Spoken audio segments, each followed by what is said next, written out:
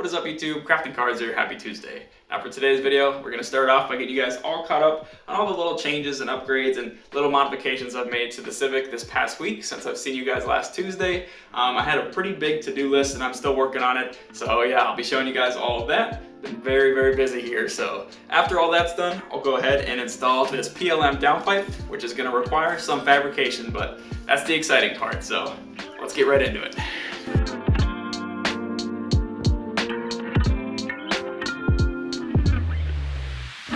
Alright, so let's go over all these changes. So I guess we'll start back to front. The first thing I did after filming last Tuesday's video is I went and I drained my gas tank. And I went and put the OEM plastic tray back on. See the shiny new hardware? That's what I'm talking about. Then I finally finished up my e-brake cables. I had them all installed before, but I didn't have these brackets and these clips, and these are a major key to the functionality of your e-brake, so gotta have those on. So got that done. Coming over to the front, I got my radiator hoses. I had to make some new ones. So you see this one I had to extend a little bit, and we got some nice new red fittings on there to match the aesthetic. Very nice. I switched all my vacuum fittings to push lock, so pretty easy. This tile wastegate, we got a push lock. I tapped the turbo compressor, so we got a push lock there now. If it focuses. Yeah, push lock right there. And then I did the same thing to our boost controller. And I also decided to go ahead and clean out my Chase Base fuel filter. That was looking good. And I went and cleaned out all my injectors with a little trick I learned using a 9-volt battery. So I'll show a little clip of that. That was kind of cool.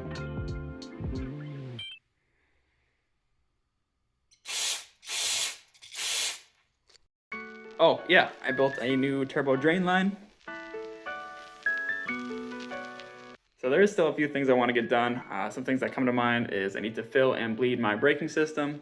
Obviously I have to fill and bleed the cooling system, and I'm trying to think what else. Oh, yeah, it turns out my turbo blanket won't really fit too well because I barely have any gap between my exhaust housing and my manifold there. So I think I'm going to come up with a custom heat shield. So throw something together, try to make it look as nice as possible. And then of course today we're going to be fabricating the exhaust. All right guys, so for this install, here's what we're working with. I have a T3 T4 hybrid turbo, and the exhaust housing on my turbo is a 2.5 inch 4-bolt flange. Now those work best with a 2.5 inch 4-bolt downpipe, but you know me, I like to rock 3 inches. It's more than enough. It's not the size, it's the surprise, as they say. Issue being though is with a 2.5 inch flange and a 3 inch pipe, you have no room for your bolts. So it's tight. And every time I had to take this thing on or off, it was a real pain. And I was forced to use socket head cap screws just to put it on, which, yeah, not ideal. Now the PLM pipe, a little bit better.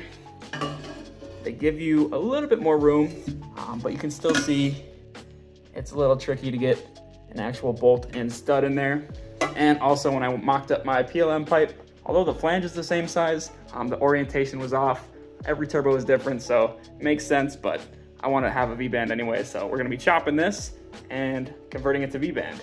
Now there is a couple of companies online that have the 4-bolt to 3-inch V-band adapters, although it's kind of hard because none of them specify what type of V-band there is, and there is so many different types of V-bands out there, it's ridiculous. So every turbo manufacturer seems to have their own, and every separate company seems to have their own. So we're just gonna skip through all that.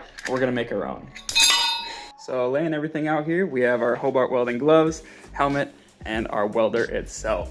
Always like using their products, and it's kind of exciting. Just last week they reached out to us, so now we're working, putting a partnership together. So really looking forward to that. As far as our little adapter here, so I got a Vibrant 2.5 inch 4-bolt turbo flange.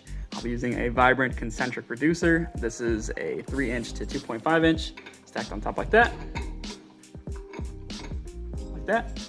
And then we have a Vibrant 3 inch V-band that'll be going on top of that. And for now, I'm just gonna be tacking everything in place. So let's get started.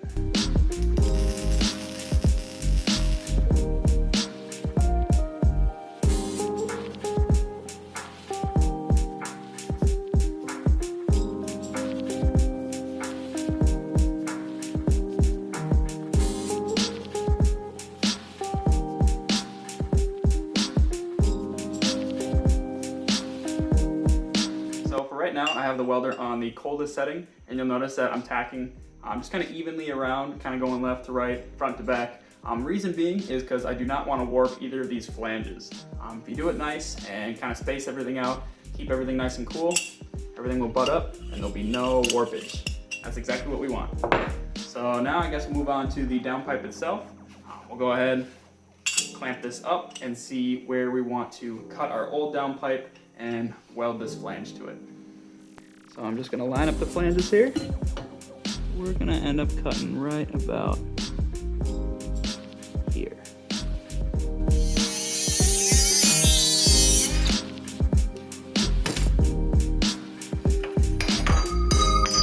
Moment of truth. I think it fits. You're looking good all the way around. That's what I'm talking about. Sweet. All right, so we'll go ahead, tack it, maybe throw the clamp on and throw it on the car.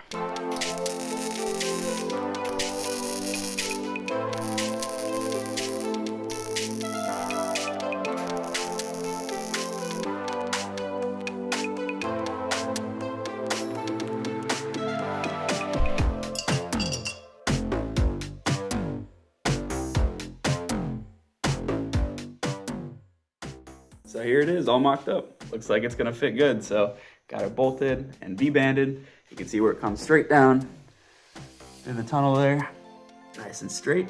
If you look even closer, you can see I got some gold reflective tape on the oil pan. The whole idea behind that is to protect the oil from the radiant heat of my big 3-incher right here. I don't know, I've never used that tape before, so maybe that'll, provide some benefits. But so yeah, now I'm gonna go ahead, toss the old exhaust on the car. And then with my old downpipe, I would like to use the flex pipe and my vibrant resonator. So what I'll probably end up doing is finding a good spot to cut my old downpipe and merge it with my new downpipe. And instead of just doing like a regular cut and then butt welding it, I'll probably take one of these, I'm not sure which one, take it into a local shop and get the pipe expanded a little bit so they slide over each other, because I think that would produce a much stronger connection. All right, so now we have the old cat back, I guess you could call it, exhaust hooked back up. I've got the V-bands sitting right on top of each other, so those are lined up there. Now, I'll have to make my mark here. I got that board in there as a kind of a straight edge. So I'll go ahead and mark the top pipe and the bottom pipe. And I think the top pipe, where I make my mark, that's where I'm going to cut. And then the bottom pipe, where I make my mark, that's where the expansion's gonna end. Where I'm actually gonna end up cutting probably around here on the bottom pipe. So go ahead, mark all that out and see if I can take this bottom pipe into a shop to get it expanded.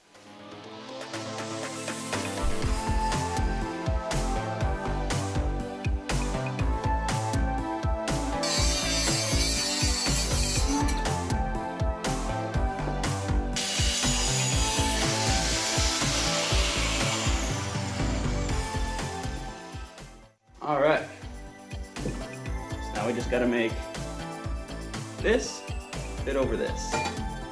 Right now it looks like they're the exact same diameter. All right, the job is done. Nice and flared out. Just took it to a small shop over here, kind of in the middle of nowhere. Just an old guy that runs the shop, but he does a good job. It is kind of sketchy expanding stainless steel because it has a very high likelihood of cracking, but we got it done. All right, so we're back home. I got the two pieces here and I'm ready to basically put everything into position, make sure everything fits. We gotta get in here, that's nice, help me out. And yeah, we should be able to tack it and be on our way.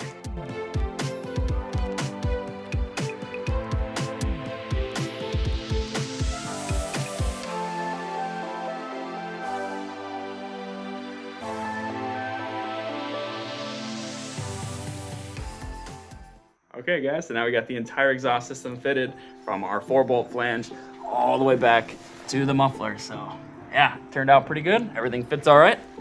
Now, I'd love to be able to TIG this myself. I don't have a TIG welder and I really like the way those TIG beads look, so I'm gonna go get it TIG welded. But hopefully in the near future I can get myself a TIG welder so I can start doing this kind of work on my own. That would be awesome. So yeah, here's what we're looking at. All right guys, so it is now Tuesday. Yesterday I was able to take the downpipe off the car and take it to my local welding shop to get TIG welded up professionally, and they said that I should be getting my intercooler piping and my downpipe back by this Friday, which is just in time because next Thursday, April 14th, I will be taking the Civic to the dyno. So just want to do a dyno appointment after all the recent changes we've made to the car over the winter. Yeah, I suppose I will see you next Tuesday. Stay tuned. Gideon is getting really close to getting to the painting stage on that engine bay in his RX-7. So stay tuned for updates on that. And thanks to all the latest subscribers. I promise we'll be doing a giveaway soon once I get caught up on all my Honda stuff back home here. So, yep, that's all I got. Bye.